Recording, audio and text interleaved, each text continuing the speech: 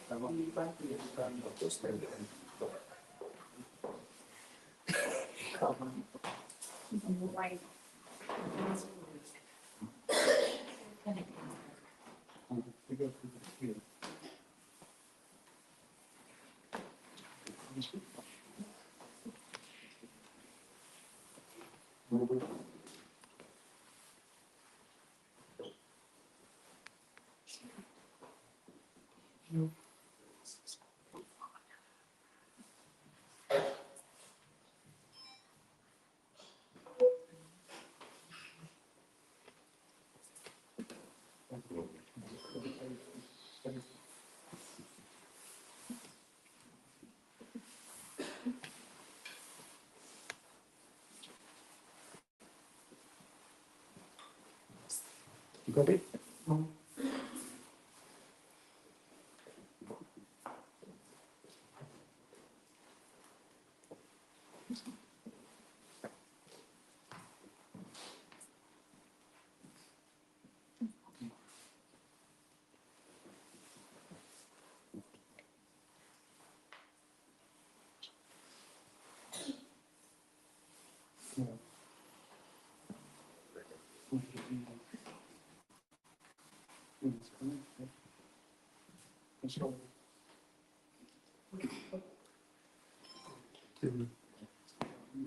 You got it?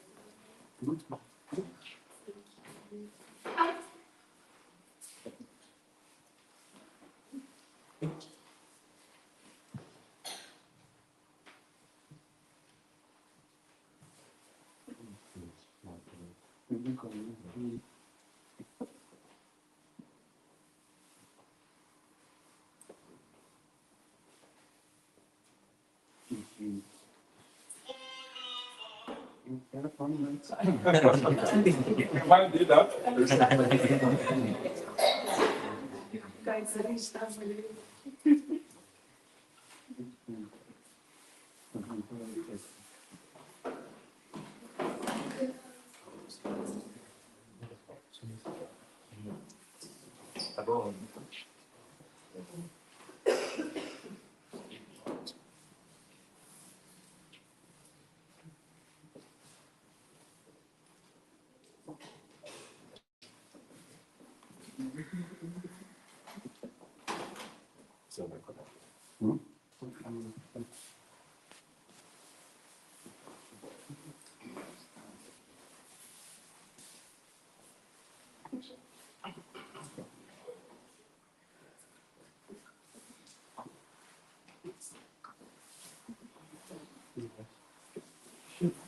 Come.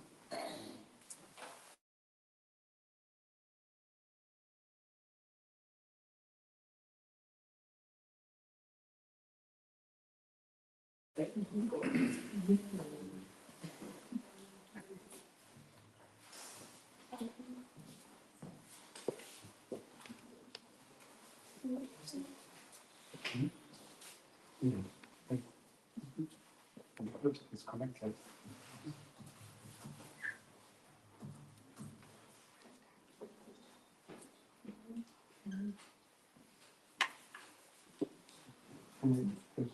Yeah.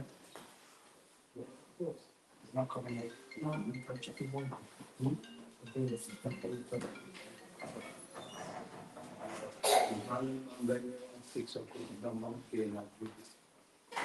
Hello? The monkey. Can you contact them? It's not.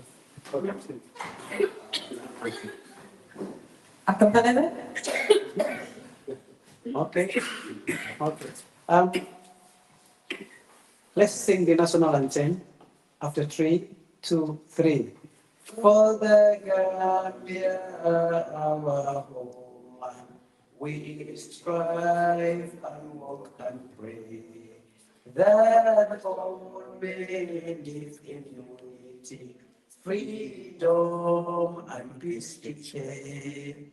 Let justice guide our actions towards the common good, and join our diverse people to prove much brotherhood. We pledge our firm allegiance, our promise we renew. Give us great God of nations, to the Gambia ever true. Hip, hip, hip. Hip, hip, hip. Hip, hip, hip.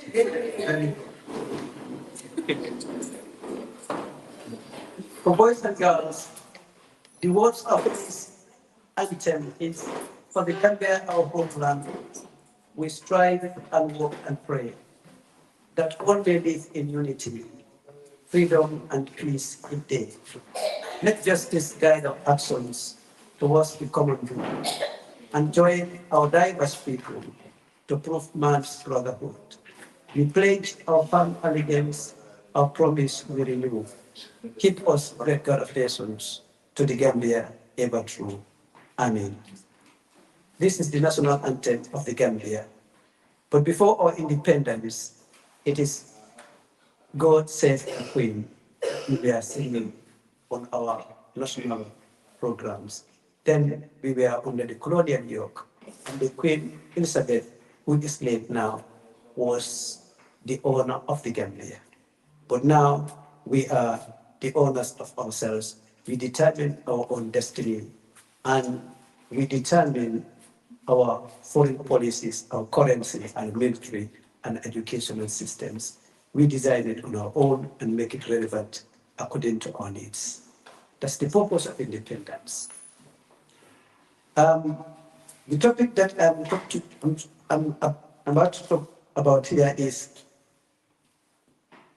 healthy parent-child relationship. We all need this. We all need this if we are going to be holistically developed. In human aspect of life, there are 5 areas of development that you would encounter when you study early childhood education. One of those areas is physical developmental area, and then you have cognitive developmental area, social and emotional developmental area, language developmental area, and creativity. These are the 5 areas of development that we work on for kids from nursery school until they become adults. If you do not have healthy child-parent relationship, most of these things you have retarded development. Your development will be retarded. Parent-child relationship, it starts from prenatal stage. That is before you were born. You start forming a relationship with your parents because that is when you start learning. There's a research that was conducted and it confirms that children start learning in the womb. They are not tabula rasa, and as it was claimed, tabula rasa means empty slate. It used to be believed that when children are born into this world, they are just like empty slates, nothing written on them, no knowledge at all. But that's not the case. You come to this world with some kind of knowledge because you start learning in the womb. This research was conducted involving pregnant women that were divided into two groups.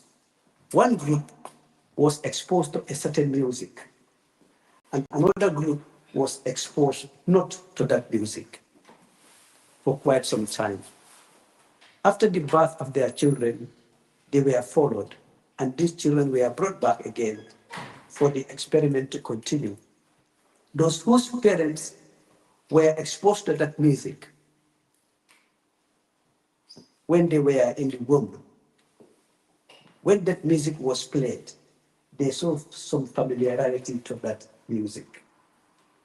Because your hearing faculty would develop completely, even if you are in the womb. When noise is made, you would hear. And before you are born, your brain would be fully developed. So whatever you hear could be imprinted in your brain cells.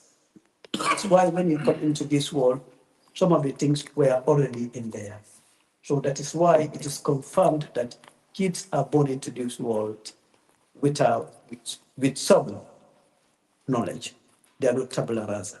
So our relationship with our parents would start in the womb, not just outside. So if you come into this world, from day one as a child, you start learning and you start forming a relationship with your parents. You need there are some needs that are basic in your life, and it is your parents who give you that. By giving you that, you feel secured.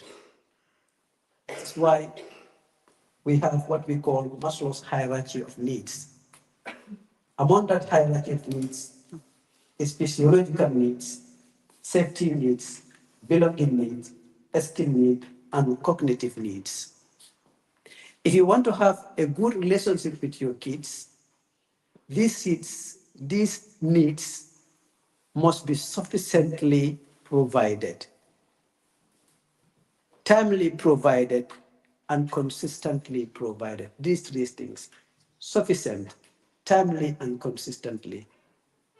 If it is not timely, but sufficient and consistent, but not timely, it brings about insecurity. You give them food is enough, but not at the right time. For example, when it's time for breakfast, the breakfast is always late. That creates insecurity because the kids do not know whether they will have it or not. And when it's not also consistent, it also breeds insecurity. And when it's not also sufficient, it is also breeds insecurity. That is why spending time with them matters a lot. Spending time with them. However, there has to be routines at home. That is why it is believed in great measure that schools, colleges, and universities are extensions of aristocratic families. In middle-class homes and in aristocratic homes, there are routines that has to be followed. When children get up, they know that this is what they're supposed to do. Like when you go to school, when the bell goes for the first time, nobody asks who is this for, because there's a routine. On Mondays, when you come to school, you know that there is going to be assembly. When the bell goes for assembly, I do not know whether it's the same thing that obtains here. But when we were in school, The first bell means go to your class, except on Mondays. When the first bell goes on Mondays, it means it's assembly time. Kids will not go to their class. They would go to the assembly point. So after the assembly, everybody knows where you're supposed to go. But when you go into your classes and the second bell goes, you know what that means. It's break time. When the bell goes after break, you know that you're going back to your class. So that's a routine that you follow. And that routine gives you a sense of security. Homes needs to be warm and stimulating, not bored. And to make it warm and stimulating is the responsibility of the parents. What you give is what you get back. Garbage in, garbage out. So spending time with kids and making those so that they have routine is very, very, very valuable. And doing things at the right time. If you want to make sure that kids, they respect time, they respect rules and regulations, the rules that we ourselves put in place have to be respected first. You teach your kids and you allow your kids to teach you. As we would say in Mandinka,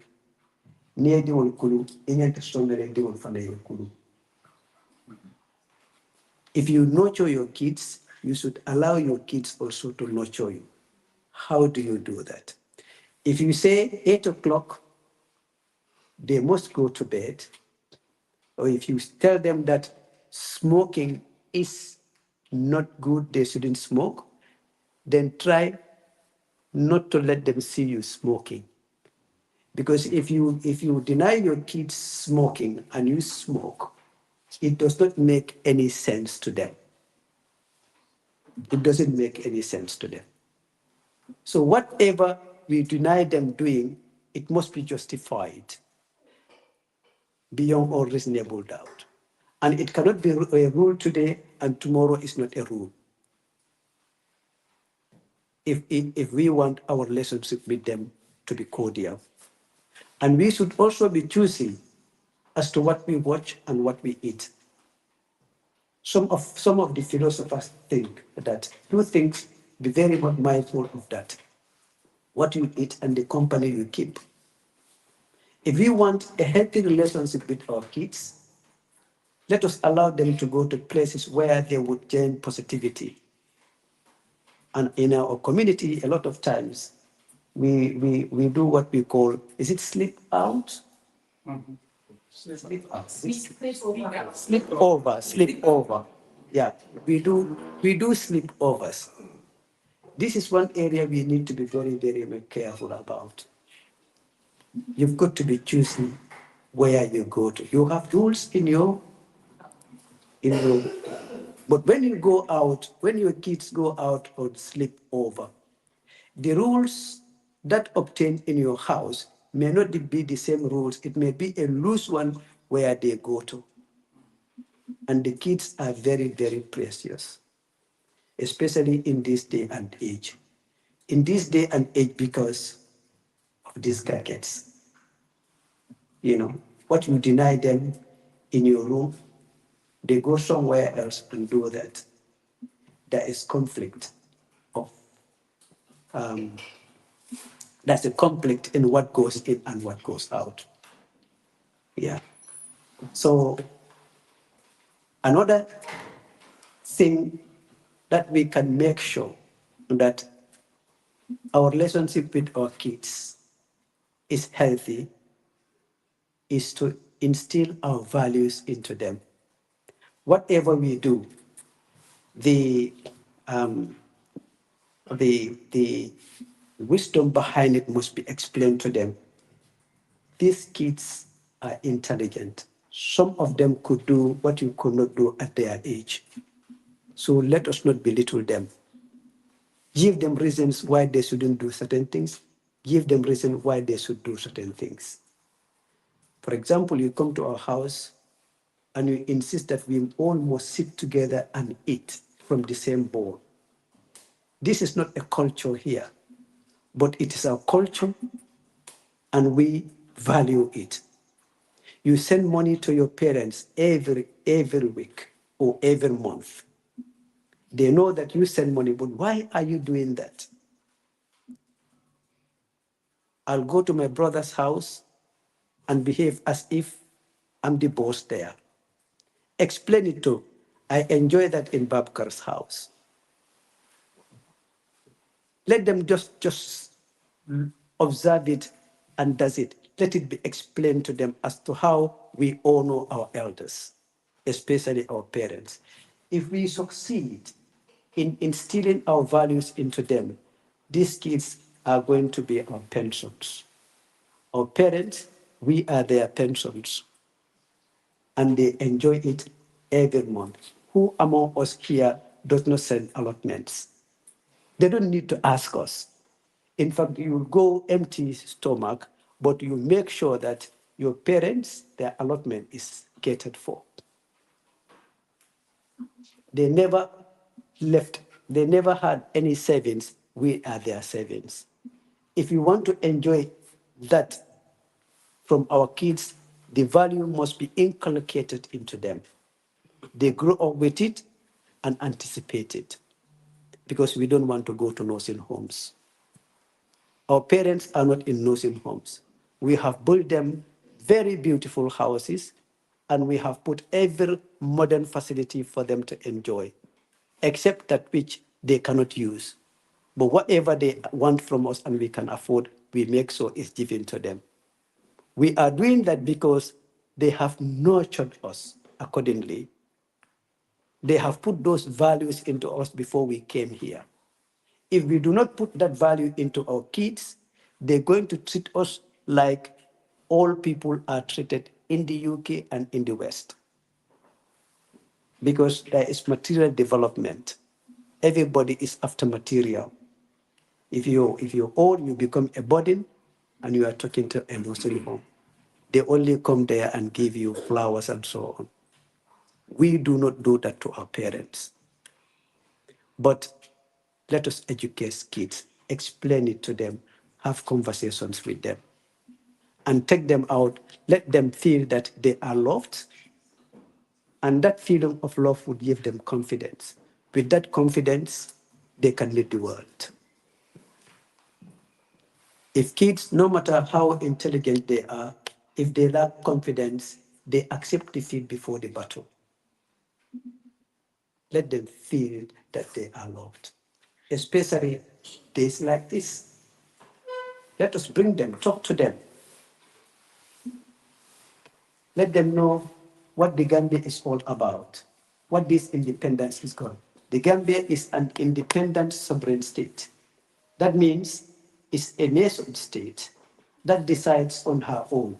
We conduct our own elections like elections are conducted here. It is Gambians who are the heads of state. It is the Gambians who are secretary of states. We run our own government just like any other nation around the world. And you can get the best of the two worlds. I am a teacher. If you do not stop me, I can go on and on and on. Yeah, that's right. Yeah. Yeah. Yeah. Thank you. Okay. Yes. Thank you very much.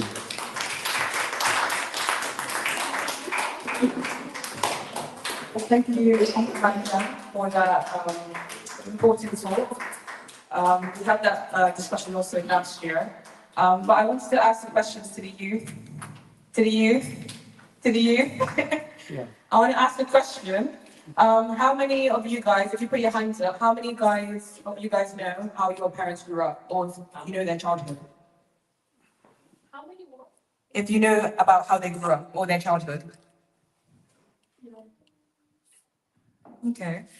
It doesn't seem like a lot, but what I've been trying to navigate is also understand how my parents grew up. And I think it's quite important to understand how they grew up because they've obviously come to the country at an age and they haven't grown up here.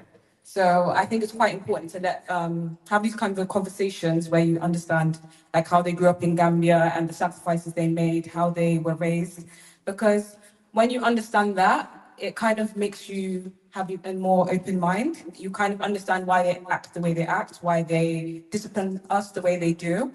and it kind of makes you a bit more empathetic towards them, because obviously Gambia is not as developed as here. We can all say that as a fact. Obviously, there's a barakah in the way we grew up in Gambia compared to here. There's a lot of fitna here. Sorry, I'm not trying to be like a sheikh or something, but there's a lot of fitna here. So I feel like some of the Islamic Gambian values that we have back home are very important to bring into our households here. But the problem I find is that it looks like our young generation is kind of like leaning towards, not towards, but like leaning away from that. Like, for example, staying together as a family. Normally, we live in like segregated homes where the children are upstairs and we're downstairs. And it's kind of frustrating because I feel like when we kind of have in-depth conversations with our parents, we kind of understand them more and we come closer to them. It's kind of weird when we're kind of distanced towards them and you don't understand them like properly. So becoming close with your parents is something that's really important, and I would like to emphasize that to the youth as well, just to make sure you ask questions about your not your children's childhood, but your parents' childhood, understand how they grew up, who were their friends, how their parents were like, and so forth. So yeah, thank you, Uncle Manjam, for that important talk. So the next on the agenda, I've got this question for you. It's a very short one. yeah. What is fitna? Can you explain to them what fitna is? It's very, very, very. I'll ask the youth in it. Yeah. Is there anybody who knows what fitna is?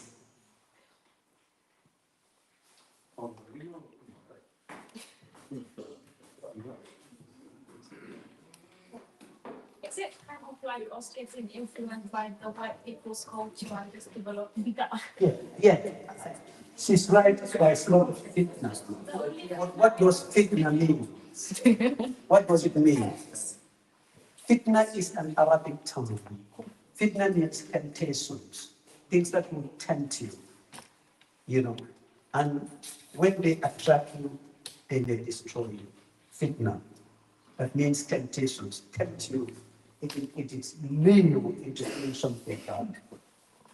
Yeah. Can you name me one such thing which is very tempting? Drugs. Yeah. Oh, come on, try it. You are the only young man in this generation who's not doing that. Yes. Sometimes I go to work around 9 o'clock when I do mid shifts. On my way, there's a school near where I work. So if I'm going to work to start at 9 o'clock, I would go with school kids who are in their 12, 13, and I'll see them with vapes. You put it in your bags and go together. If your friend takes it out and you refuse to take it, he would or she would tempt you. That's fitna. He'll be a fitna for you, a temptation. Create that. Oh, try it, try it, try it. This flavor, that flavor. It's not this is the 21st century brain. Thank you very much. Yeah. Thank you. So we have a Q&A before we move on to the next. So does anyone have any questions for Uncle Manjan? Any questions? No? I don't have any questions, but I would like to add a little bit to what Ahmed just said regarding the routine of our children. My voice is not great, so sorry. So I just wanted to add a few things to what Mr. Manjan has mentioned in his speech. One of the things is the routine and consistency with our children. As a primary school teacher, that routine is so important to children, and the consistency too is very important. So as parents, I'm not here to teach anybody. We all know how to parent, and I think we all do it incredibly well. But that's one thing that we could all try our best to stick to the routine and consistency of bringing our children, especially in this country. Thank you so much.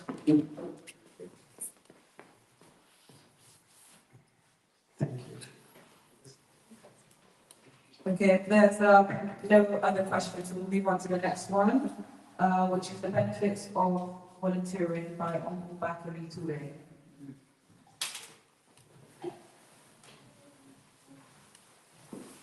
Assalamu alaikum warahmatullah. Thank you, everybody. Thank you, Barbato. Thank you, Manja. Teachers like to talk. They can actually stop teachers talking. Hopefully, this will be quick. Um, I've actually, prepared something that I am going to read from. Initially, we had given, someone this particular topic to talk about it. But unfortunately, due to one reason or the other, the person couldn't be here today. So I've decided to pick it up myself. Right. Ladies and gentlemen, esteemed guests, our young ambassadors of change, as we gather today to celebrate a momentous occasion, that's the Gambia's 60th Independence Day anniversary, we are merely commemorating a historical event. We are reflecting on our identity, our values, and the indelible spirit of our community that has always defined us as Gambians. It is with tremendous joy that I speak to you about a powerful act that not only uplifts our society but enriches our individual lives. That is volunteering. Volunteering is not merely an act of giving one's time. It's a profound commitment to fostering change and creating possibilities. It embodies the values we hold dear, that is compassion, service, and solidarity. These values resonate deeply within our cultural framework as they are grounded in both our traditions and our faith. In the Gambia, community and familial bonds are the cornerstone upon which our society is built.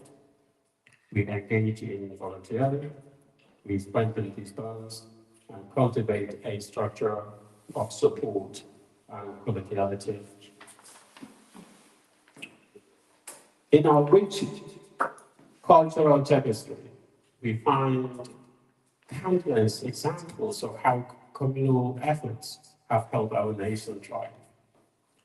Historical landmarks, educational achievements, and social justice movement often stem from the selfless contributions of individuals who choose to volunteer their time and their skills for the greater good. Today, that legacy continues and must be passed on to you, the youths, who are the torchbearers of our future. Volunteering traverses the realms of cultural and religious significance. From a cultural perspective, it promotes the exchange of ideas, traditions, and values, reminding us of our shared heritage and the strength we derive from diversity. Our communities flourish when we engage with one another, combining our backgrounds and beliefs through tangible acts of kindness and service. On a religious note, the importance of volunteering cannot be overstated. Many of our religious teachings advocate for charity and helping those in need. In the words of our beloved Prophet Muhammad sallallahu alaihi wasallam, the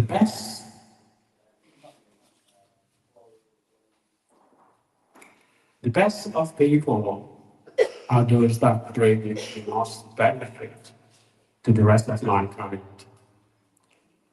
By volunteering, By volunteering, we do not only influence the life of others, we are also enriching our own souls. The act of selflessness connects us with our Creator and prepare us for a better hereafter, where our good deeds will be weighed in the balance of our lives. The benefits of volunteering extend far beyond individual gratification. They have the power to unite us as one society. In an increasingly disconnected world, where pace of life can be alienating and overwhelming, volunteering is a remedy that fosters connection, empathy, and understanding. It teaches our youth the importance of teamwork and perseverance. When you volunteer, you learn valuable life skills from leadership to problem solving, allowing you to grow and thrive in your personal and professional journeys. Moreover, volunteering contributes to the development of our nation by engaging with various initiatives, from health awareness campaigns to educational projects. You are directly contributing to the betterment of our society. The Gambia stands on the precipice of tremendous potential, and it will take the collective effort of all Gambians to search forward into a prosperous future. As we pause to celebrate this milestone, we have achieved over the past 6 decades. Let us also reflect on how we can engage with our communities to create a lasting impact.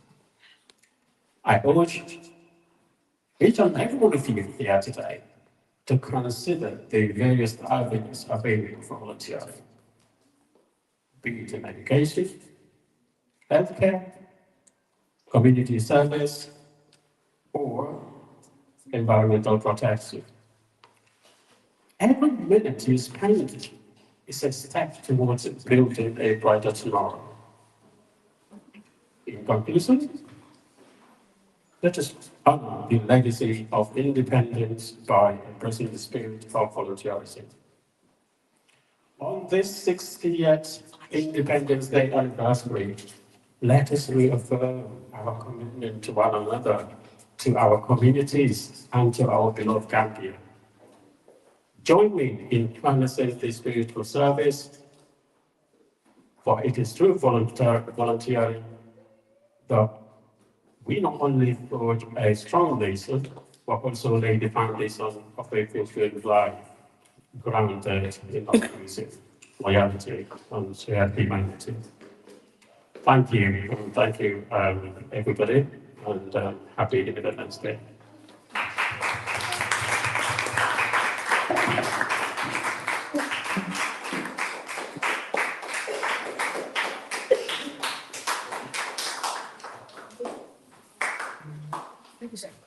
Thank you, guys. Thank you, Uncle Bakri, for that insightful talk on volunteering. I do get a lot of questions, though, on me personally about why I do volunteering or why I'm obsessed with volunteering. Because, first of all, I don't get paid for it. I work for free, basically, and then also it's like a lot of work, and sometimes it's difficult. However, the main reason I do volunteering is because I miss how I used to grow up in the community. I remember growing up, we used to have, what was it, Sunday Gambian hidden talent. I remember the trips that we used to have, and it was like at the September, we would always just come together, and it was kind of an exciting time where we would just come together and just go on a trip. And I feel like those kind of things is what we need, especially in these days where young people are getting into all sorts of things. Especially these days, it's increasing. Every day there's something on the news. And stuff like that is useful in ways for us to prevent ourselves from getting into that way. So me now being of age, I'm 22 years old, now volunteering, I feel like we need to come together as young people. It's hard because there's so many other things that we do. We have university, we have school, we have all sorts of things in the world, but I think being a part of volunteering makes you see yourself less as an individual and see yourselves more as a community. And having community is something that makes us feel safe, makes us feel like we have family. And I think that's really important for us. Important thing for us to have. So yeah. Does anyone have any questions for Uncle Bakri on his talk on volunteering?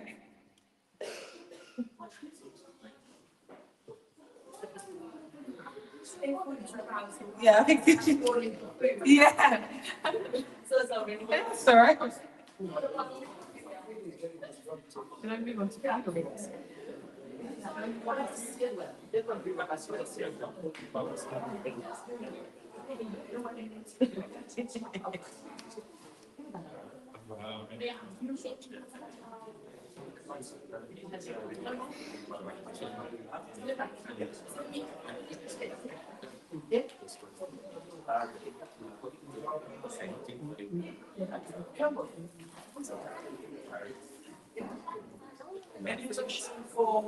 For Mr. Ture, any questions for Bakri?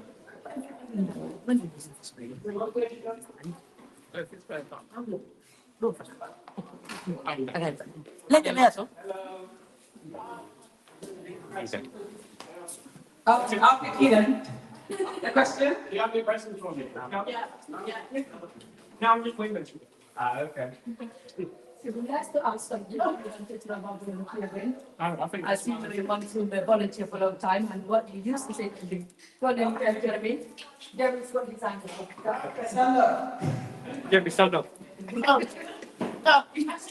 What do you do in volunteering? Like, what do you do? Yeah.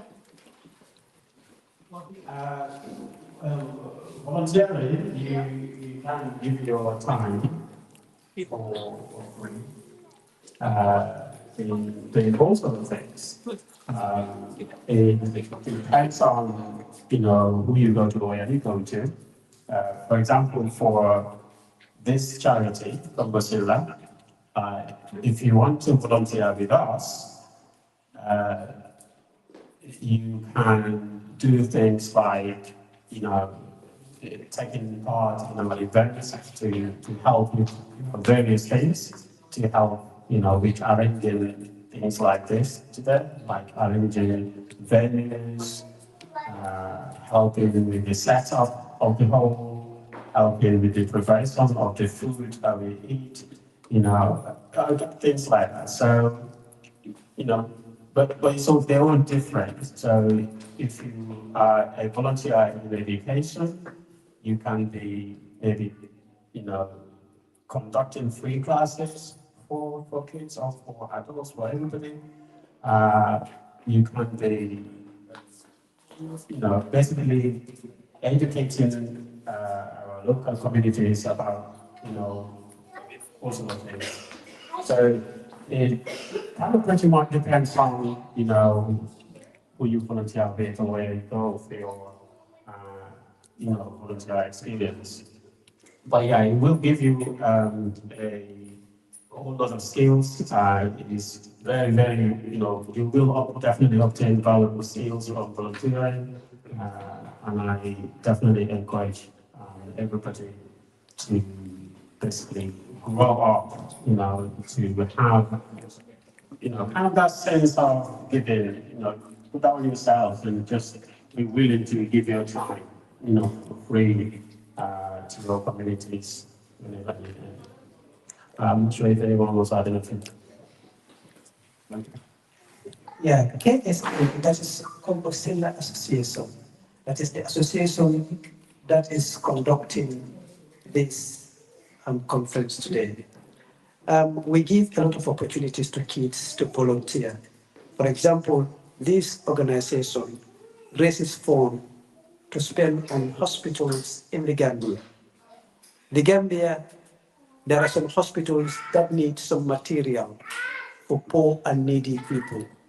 For example, There are some hospitals that need some television, TV, so that while the patients are there, they could watch TV and also follow the news and some programs that would help them in their healing process.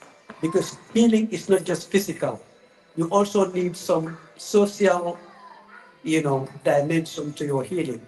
So we will raise funds to buy televisions for hospitals, and we also gather some um, yeah, paid healers.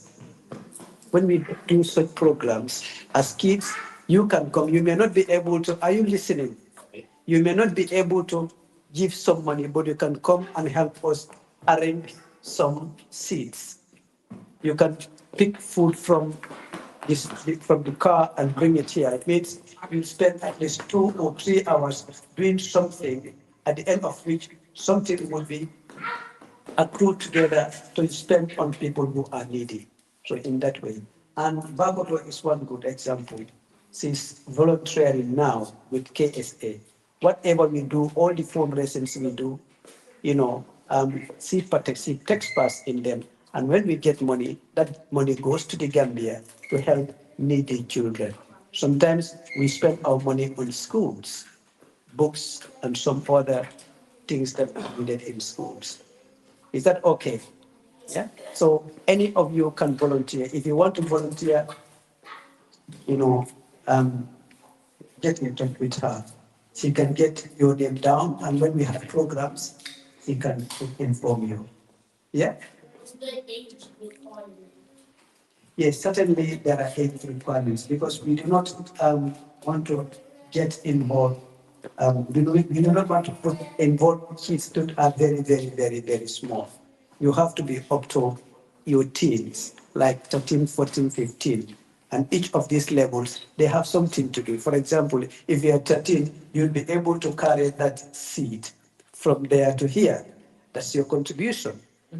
Yeah, that's commensurate with your age and what you are able to do. Any other question? Thank you very much. Can I just add a little bit to what Tony is asking? Thanks for asking those because these are really important things for you to ask. And that is good that you're sharing. We're all hearing it together. Volunteering is giving your time, like our chairman just said. It's good for your soul. But also the word kindness, you come across that a lot in school. And I'm sure you come across a lot of volunteers when you are when you're in primary school or secondary school. You have people who come and volunteer. You have parent advisors or parent helpers who will come and spend their time maybe to raise money for the school. So that's all part of volunteering. But it's really important that we all do our bit because when we come together and volunteer and do our little bit, that makes a big difference and that can have a positive impact for communities. Okay, but if you're interested, which I'm 100% sure that you are interested, here that you talk to me, and I can put you through to Bakote, who is been a volunteer for a long, long time. And for my own personal experience as well, being the chair of Kombo Sillah, it developed you as a person. And that I am so grateful for that opportunity from Kombo Sillah. Because when I first started as the chair of Kombo Sillah, my fear was I'm never a public speaker. My confidence wasn't there. But that developed me and that helped me a lot, being the chair, that I could overcome this fear of, being standing in front of people and talk. And that could lead to a lot of things for anybody, So definitely I'm asking for all of you to have a think about it. And if you want to volunteer, it can be anything. Maybe carrying a chair from there to there, or when we do a park event, you can come and be part of the, anything to help us to organize things. So yeah, the door is open to everybody. Thank you. I can't stop talking. I'm a teacher. I'm so sorry. It's fine. I would just like to add on what Anthony Massiva said as well. We do have a Young Trustees group chat, which is, I think, from 13 above. So if any of you wanted to give me your details, like your phone number, and I add you to the group chat and stuff, then you can join. Yeah, yeah, that's fine. Also, in terms of confidence as well, I think I've been involved in KSA, I think, for a year now. I think in and out. But not many people know this, but I also recently had diagnosis that I have an anxiety disorder. Not many people know that.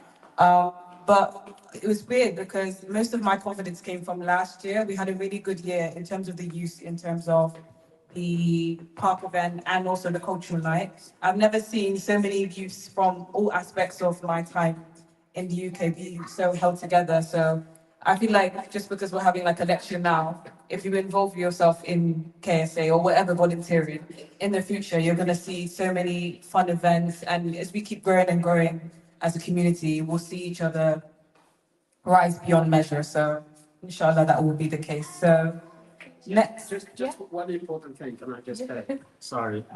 Just to add on to what everybody else has said about volunteering, for you guys going off, kind of when you finish school and start your first job, what volunteering can do for you, or what KC can do for you, would be that we can write you a very good reference to take to your first job, for example. That's very important. That will give you that edge over other people who haven't got any experience at all. So volunteering can give you all that skills, and it can give you, that background that will always basically put you at an advantage. That's it. Thank you. Okay, thank you. We're going to move on now before I start waffling. But the next talk will be Al Santuntore. Is that how you say it? Is it Alaji? Sorry guys, I'm from the UK. Sorry. I'm a Tobago Bingo. Anyway, he's going to discuss the diaspora contributions to the Gambia, inshallah.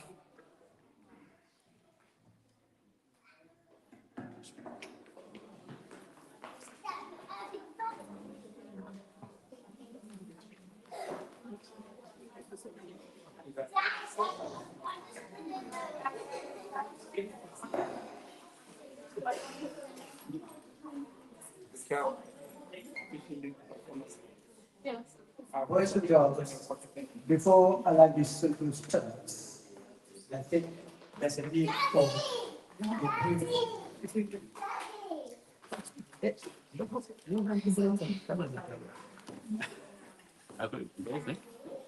I like the student needs a bit of introduction.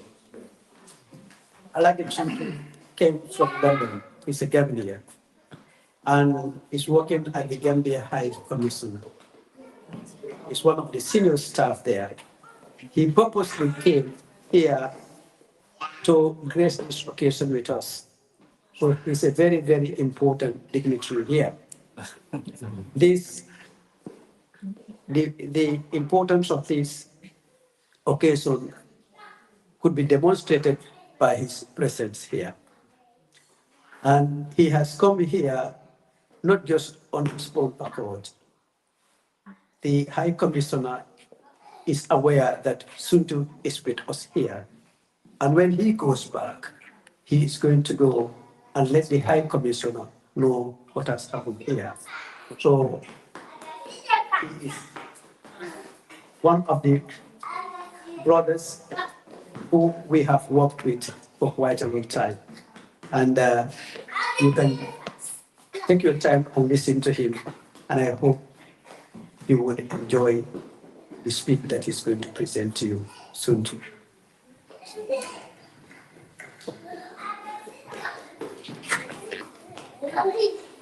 I'm going to call our daughters over there to sit with us. Can you come in the front, please?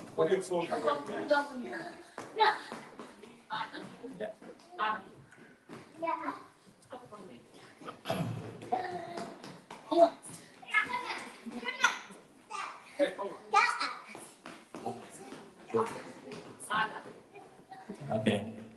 Good afternoon, everybody. Or is it evening now? It's evening. Good evening, everybody.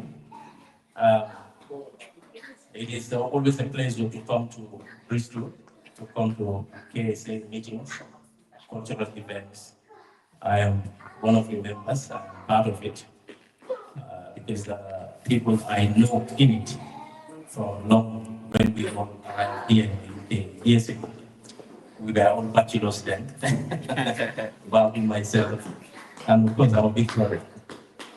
But of course, I will start by bringing the greetings from Her Excellency, the High Commissioner, Dr. Fabio Bensouda, and my colleague here, Usman Jadu, is our finance attaché. He works at the High Commission. He's from the Treasury Department of the government.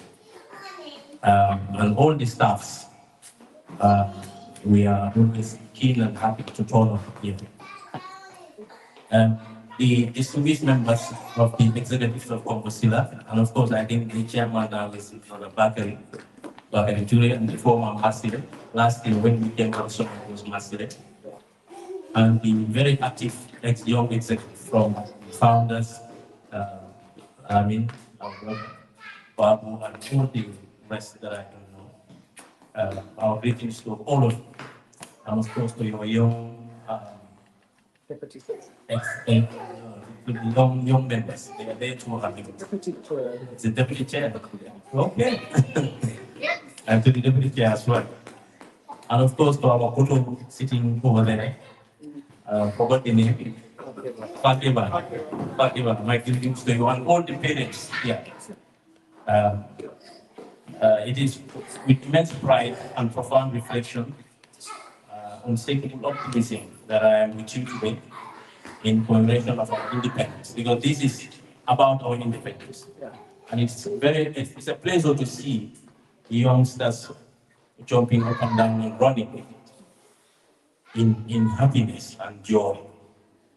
Because there are some countries that bombs are dropping. Parents don't know where to go with their kids. And we don't want to experience that. I was speaking to a Gambian soldier yesterday. He came to our office. He served in Iraq. And they are going to do a parade for us on the 23rd in London. We have 200 Gambians serving in the British Army.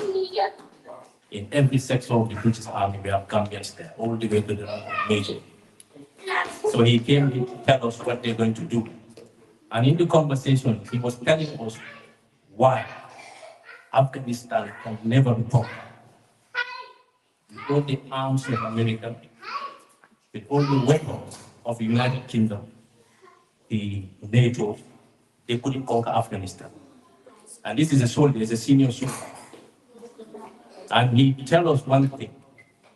He said he wishes Gambia has that.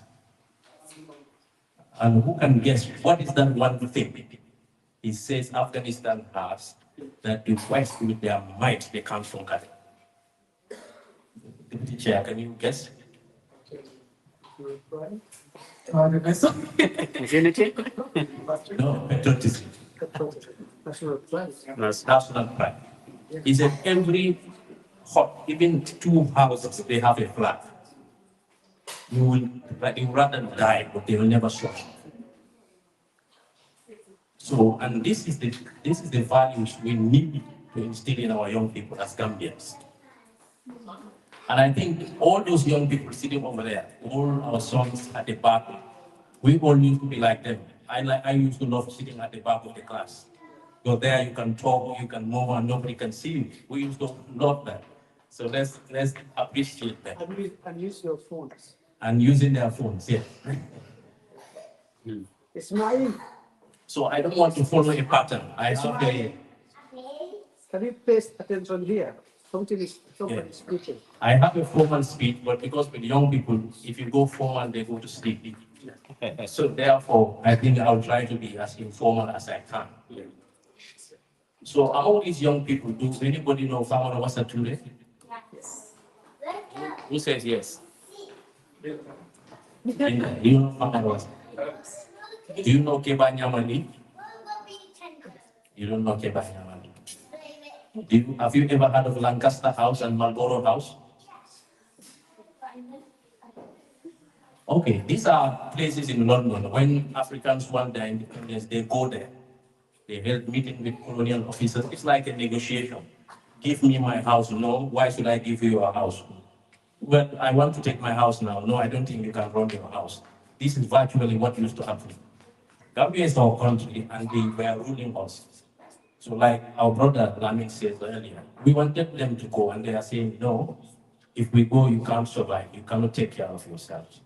But before you come, we were taking care of ourselves. So do you ever ask yourself, why did the British went to Gambia in the first place to say, we want to colonize you? Who can say in one reason why did they went there? Yes? Jeremy? Excellent. Let's clap for him. So now, what is his name? Jeremy. Jeremy, you see, they make us feel that we are poor. Here, they think that all of us are poor. But why did they went to us in the first place? It's resources. There are many other reasons, but resources is key part of them. So we were not poor, actually. They were poor and they needed our resources to build their industries. So the Gambian diaspora in the UK, right now, we cannot tell you, estimate how many Gambians live in the UK. But because most of you born here, born as British, are not counted. Your parents are counted. It doesn't matter when you become a British citizen, you still counted, through the journey. So some of the GPs, how they record you, they record you as a Gambian in their records. So the Office of National Statistics keeps your record as Gambian. But any of our kids born here, born as British, are not counted. So this is why I said we cannot say how many Gambians live here. But all of them are Gambians by what? How do you become a Gambian? And by this, yes. Because your fathers are Gambians and mothers, you are a Gambian. Just like Kemi, the conservative leader, where was he born? Nigeria. Nigeria. She can potentially be the Prime Minister of England. So any of you here can potentially be Prime Minister of England. Yes, never look it beyond you. So the last census, which indicates that within the UK right now, we have around 20,000 Gambians. When we say that, we're not counting all these young people here, we're counting the adults. And the majority live in London and which other city? Birmingham. London and Birmingham. And then we have other settlements there. But our brother Lamin went ahead and he captured a lot of great points. We are contributing right now to 31% of the GDP of the Gambians. Who knows what GDP means? The young people. No. Economic terms, GDP. Gross domestic product. Who said it? So you see, we have a lot of smart kids here. I will repeat what you said. They are smarter than us, but they pretend that we are smarter than them. Am I right, young people? They are. They're smarter than us, but they pretend to us because they respect us as their parents, but they are. So it means without that 31%, Gambia will be 69% short to have a better living standard. And people like Babla, APS services, then we have Juna Finance, and all these people, they also have data. So from them, we can know how much money is leaving the UK to the Gambia. So last year combined, that was sent by the entire Gambian diaspora. I think we will start working with Babukar and his group to tell us exactly how much of that is from the UK. $775 million was remitted to the Gambia from the diaspora. 775 million. And this is what went through, right challenge. Yes. Because my turnover last year was £3 million. You see? I alone, and I operate in a, I would say, in a small scale compared to Order, yeah. So imagine like APS, Yeah. Giraffe Island, Supersonic, Yeah. it must be, and others. Yeah. Yeah. So you hear that? Yeah. So that's, Yeah. you're talking about over 80, it's more than, I would say 85 by 40 Million. more than 40 million. Okay. So that's a lot of money that is going to the Gambia. So the diaspora is actually the backbone that is holding the country. And a lot of these young people don't know what their parents are going through to sustain families. And I think Lado's lecture was really very important because we need to talk to them. They need to understand. You will need to understand how and why your moms are helping their parents home with their cousins and others. What is the main reason? Can any one of you say why do your moms and dads help? Youths at the back. Repeat the question. He said, why do you think your parents help back home? Support their family. Mohammed? So help people that helped them when they were young. Amadou? The same as he said. Jeremy? Because their parents, they showed that to their kids. Yeah. And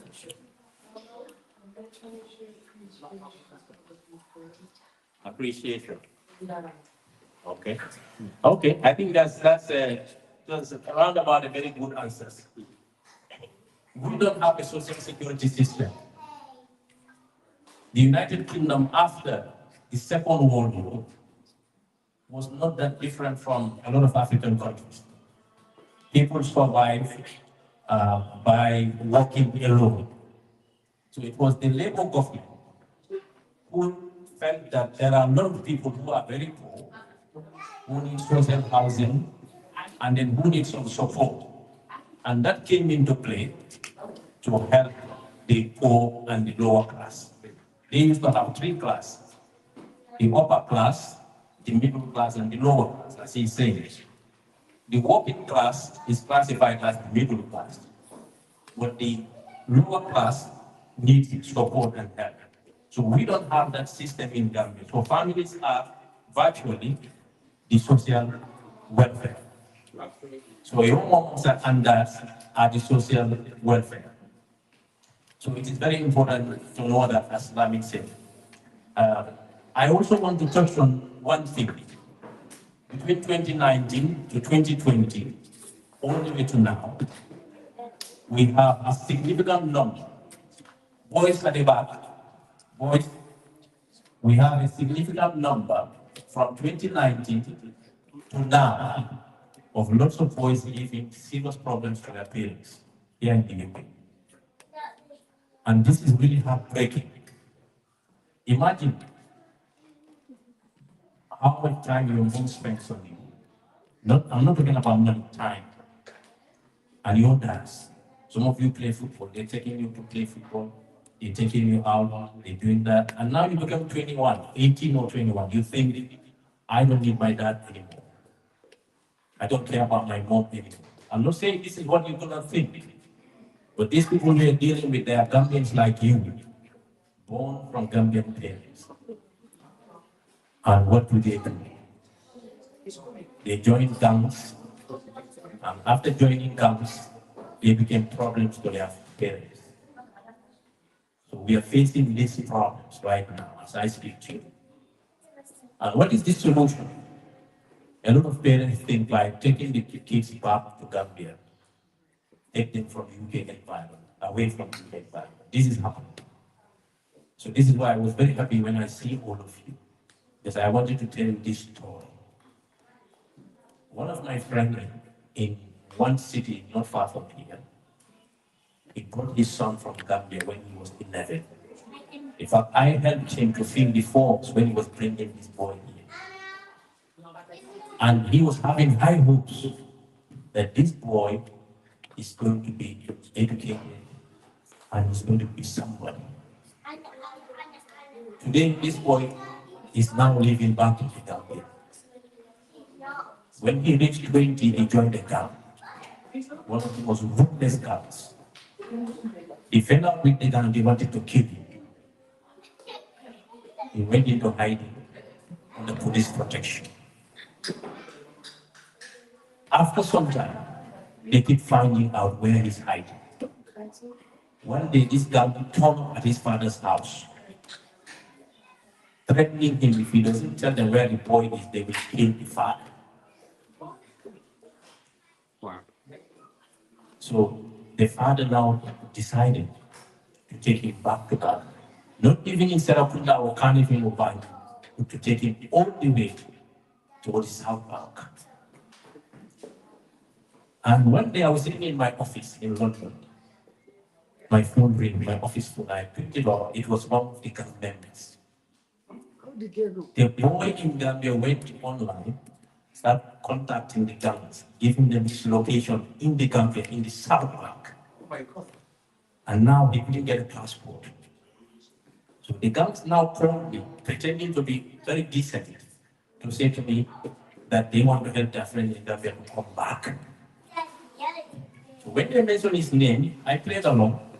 I called his dad. And his dad nearly collapsed. So why am I telling you these stories? Because he's my witness. Sometimes I'll turn up for work, put my work schedule, and I will not put a paper. We are dealing with somebody about to commit suicide. We're dealing with, somebody being shot, somebody being stabbed. These are not happening around here, but these are Gambians. So KSA, you have started something very good. And never ever think what you're doing is wasting your time. This is very, very important to be creating events like this so that these boys and girls can come here. Even if they go with one word, that one word can protect them from guns and crimes. We are a small country, but Gambians, our heart is very strong. A few years ago, I attended a funeral in Manchester. A young Gambian was shot by a Jamaican and killed. And when I looked at his parents at the funeral, then all you boys and girls sitting here, you would know that your parents can give their lives for you. Do you know that? Can you explain this to them? Maybe they understand your English better than mine. No, I get completely. I'll add on to that. First of all, our parents come here at whatever age. They come mostly in the aim of providing family back home. They're the main provider. For example, men, most of the men will come to Gambia. Same as the women, they'll come to Gambia to ensure that they help their family back home. And also they'll come and they'll have their families here as well. I think there's a lot of stress that comes from trying to help family back home.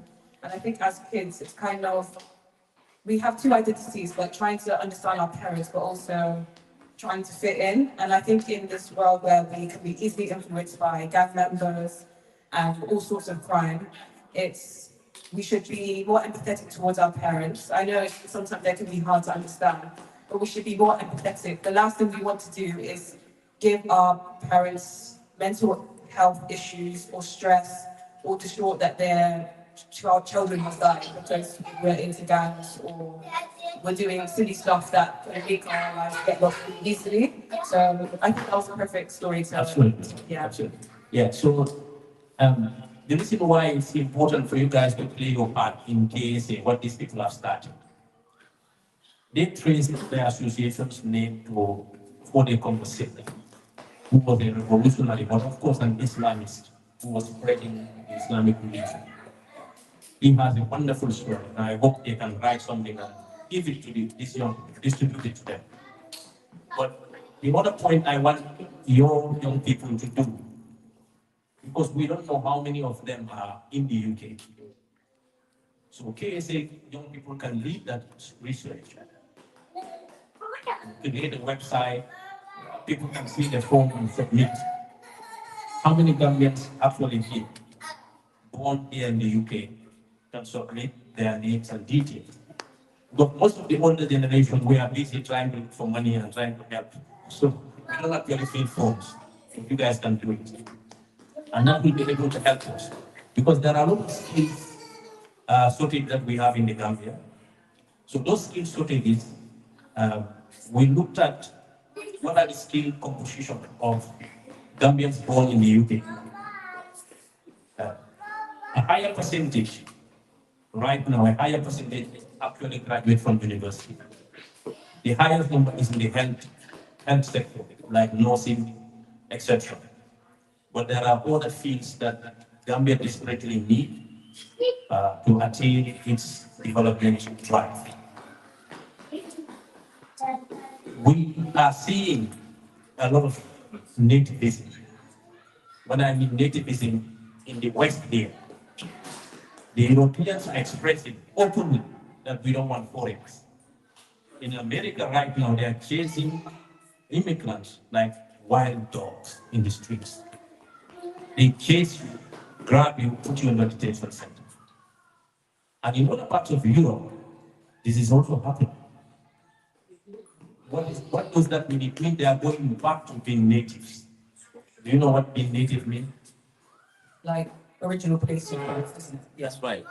To say we don't want anybody who doesn't look like us. That's what being native means. So at the end of the day, yes, we will have our struggles in the Gambia. But that is one place you can go where nobody is going to question. Nobody is going to stop you in the street and say, what are you doing here? Here, it doesn't matter whether you have 10 British passports. If the police want to stop you, they can stop you. And most of you young people here will have experienced some form of racism. Am I right or wrong? You would have. Sometimes you will not even tell your parents because you don't want to make them suffer. So because America and Europe are going back to being native, meaning being themselves, so your skills may be important in the Gambia in the future. Because businesses, Africa is the future for business. I will give you one or two reasons why you should consider when you are studying it.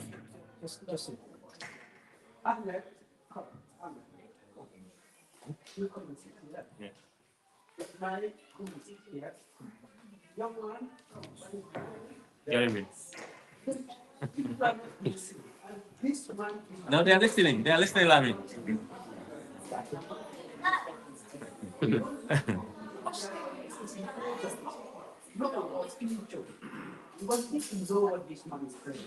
Very, very important. Very, very important. Because that is sitting over there, there's no good to sit there.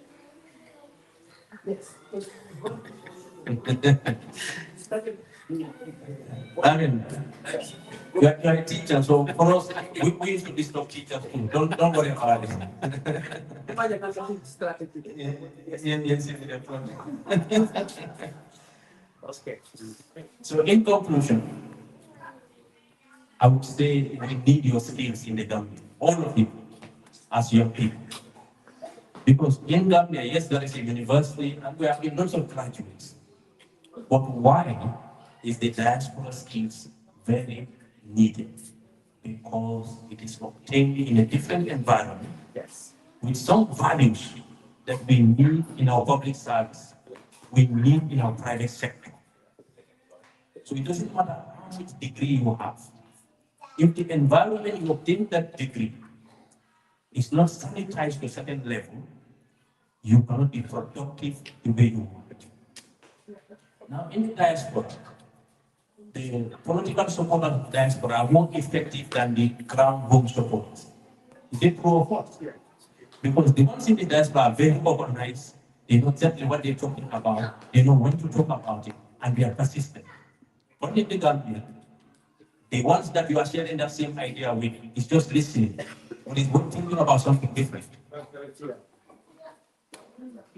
The same thing with the public service. So you are the hopes of Africa. Trust me. You are the hope. Because Turkey, not long ago, just 15 years ago, Turkey was a begging country. Turkeys were rampant everywhere in Europe. But when they created the environment for the Turkish diaspora to go back, it allows for private hospitals, private schools, everything. Now, Turkey, even people are leaving UK to go for treatment in Turkey. It's now a shopping capital. It's the diaspora. It's not the Turkish in Turkey. Taiwan the same, Malaysia the same, Singapore the same. So it's gonna take you not to be comfortable sitting here in the UK, but by going back to Gambia and trying your chances. You can come to UK whenever you want. But if you have that in your mind, you will have more opportunities in Gambia than here. More diasporan Gambians are becoming millionaires in the Gambia. Then here, you can go, Babu Strong can go to his home, no rent. No rent, you just pay your bill, that's it. You will make it quicker. So think about the courses that you're doing, and discipline yourself. Very important. And I'm a Muslim. Don't leave your salah. No matter what, always pray. Whether your parents see you or not, that will be a safeguard. Finally, we are 60 years at the 18th, and 60 years means it's a diamond jubilee. We've gone through a lot. I mentioned Famara Wasa and Keva Yamani. These people did not have higher formal education, but they were patriotic and they loved the country. They came to the UK, to Lancaster House, with Sada the Jawara, Safari Mutsina, the PSCI, and others. And when they were having the meeting, his good friend Sirif SM Diba was given a chance to speak. Sirif was around 22 or 23 years old at that time. But then people used to speak tobacco, pipe. So one of them, either farmer was okay, Banyamali was smoking the pipe. And in those days, when you put the fire in the pipe, I don't know whether any of you have seen the pipe. The tobacco in the pipe, long pipe, no? Yeah. So the fire sometimes fragments will fall on the set. So farmer was a big kafta and the fire was on it. And Silf was telling him, farmer was a timber. And he was saying, but Silf contact back and go. And farmer was a timber, like a kafta. But the reason I mentioned this story is, imagine, they were just sitting there, but they were able to understand everything that was been going on. But they wanted freedom. They wanted us to rule ourselves. You are here in the UK, I want to say, to organize a trip to Lancaster House and Marlborough House. If you work with us, we can book those appointments for you. This is where those people sat to negotiate our independence. You go historically and see them. You are born here in the UK. You live here. So you should go and see. Definitely. So I thank all of you. I didn't want to go through my speech because I'm sure it's one of you will have an email it to Lamin.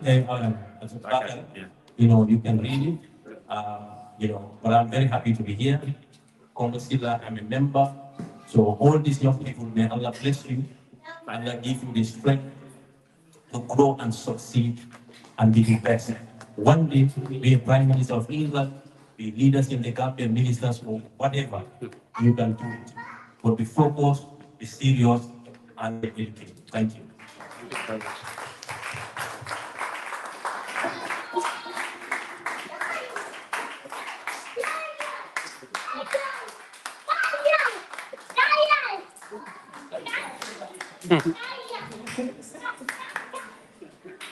Thank you so much. I really benefited from that talk, especially talking about diaspora. I was born in the UK, and I think most of the generation born in the UK were raised most in the UK.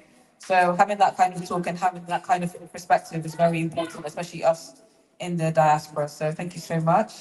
Do I do or quiz? With quiz, we can just carry on. Okay, so Auntie Bakuto's back. So today we're gonna have a quiz on Gambia. You want to do it first? Yeah.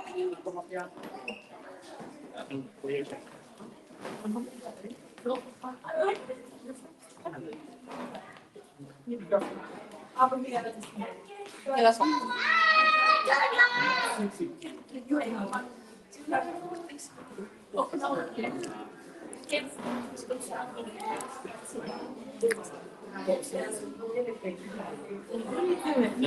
Do the quiz.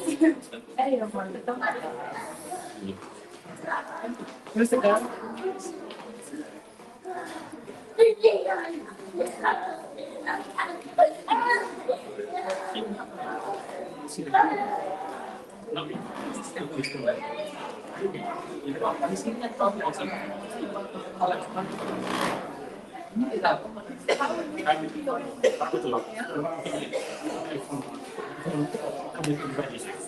So if one big interaction, there will be somebody projector.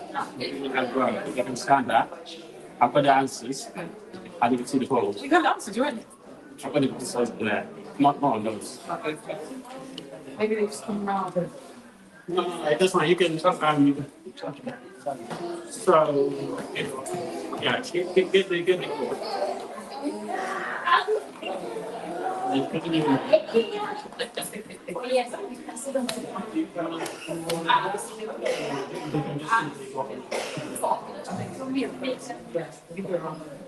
Okay, does anyone have their phones? You don't have your phone? You have one? Is it charged? Okay, that's fine. So we're going to do a quiz. Does anyone not have a phone? You team together, but no cheating? Yeah, okay, that's fine. So everyone's going to scan the code, and then we're basically going to do a competition on the history of Gambia.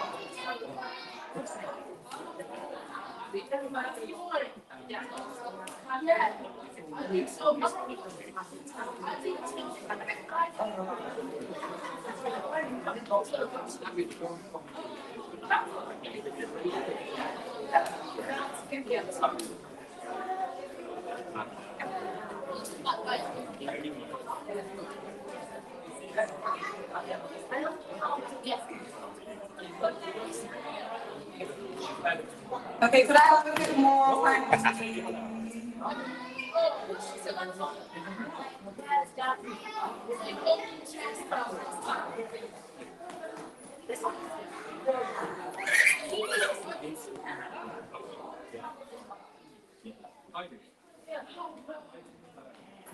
Guys, can you hear me? Oh.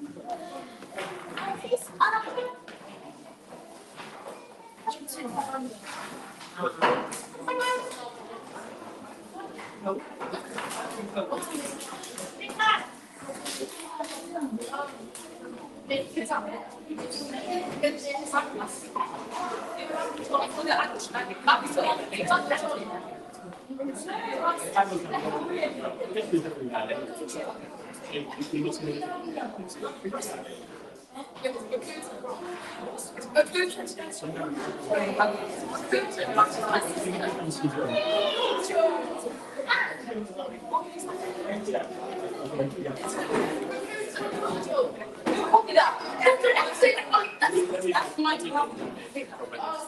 Did you say you got Did you say you have children?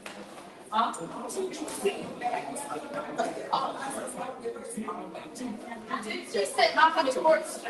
Yeah, you have to do that. All right, Mohammed, I really ask you. I'm gonna get people. Yes, I'm gonna use something. What?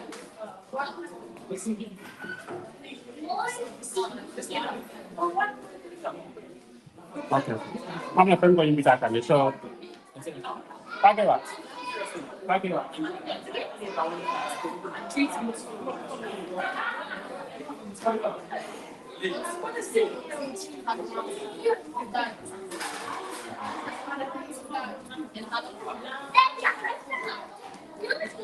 How you going to do that? No, just the men and High Commission, yung presence nyo sponsor. So, lafa wala ko pala ko. Okay, kasi lafa sa Thailand. So, yung create the men okay. Let's see. Okay.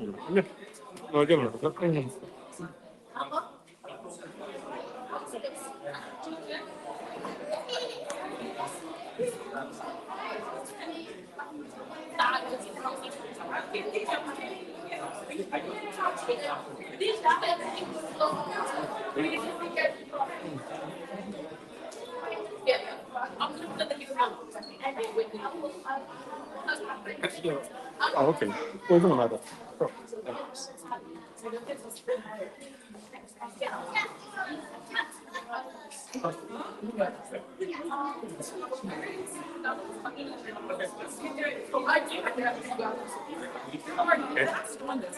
for the national anthem, we're gonna do a quiz competition for the young people here in the same. To see whether they can remember the Gambian national anthem. So the Gambian 60, yeah, we will be celebrating 18. But our young people here are integral to success and the people of the Gambia. For them to be part of the Gambian, it's something that we must have to build in.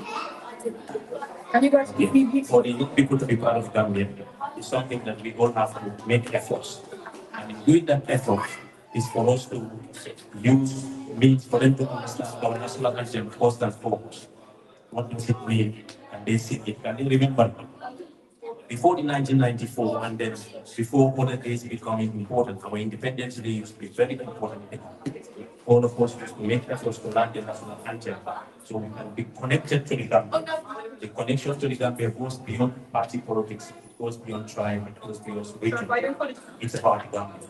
So for young people, we have a prize here, and of course we have some other items for our tourism, and boxes, for all the young people to compete to see who will win.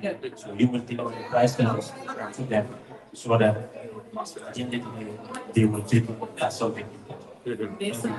Thank you. Thank you so much.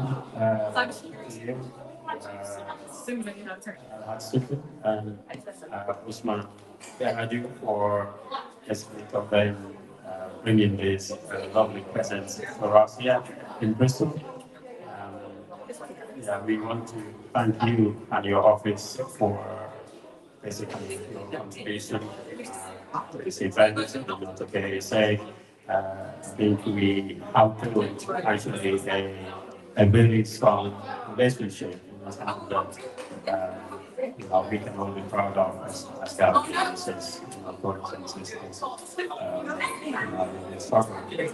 But I think I can say on behalf of every member of the Sillah Association, a very big thank you to you, your office for facilitating this, for giving us this lovely presence to the youth.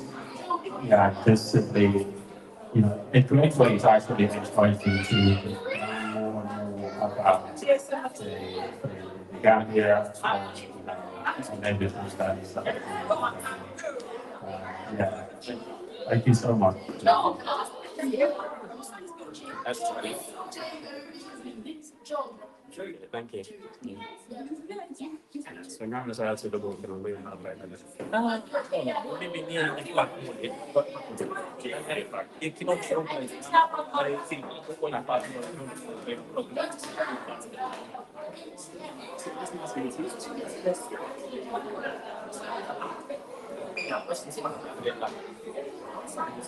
Hello. Hello. Hi. Can I speak to the atmosphere, please? because when the book I will anyway.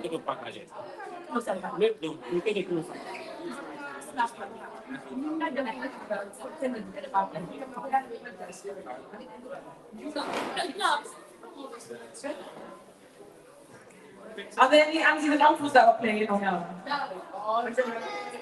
No? Okay then. Maybe you can check one thing. Maybe check on. Yeah, it should be easy vaccine. Alright. And back to Okay, here we go. I love doing this. So, I think the second person, first, second, and third. Okay. Shush. I'm not gonna. If you keep talking, you're gonna lose points. Okay, minus point. Yeah, that's fine. It's minus point. Yeah, yeah. Yeah, I'm about to be.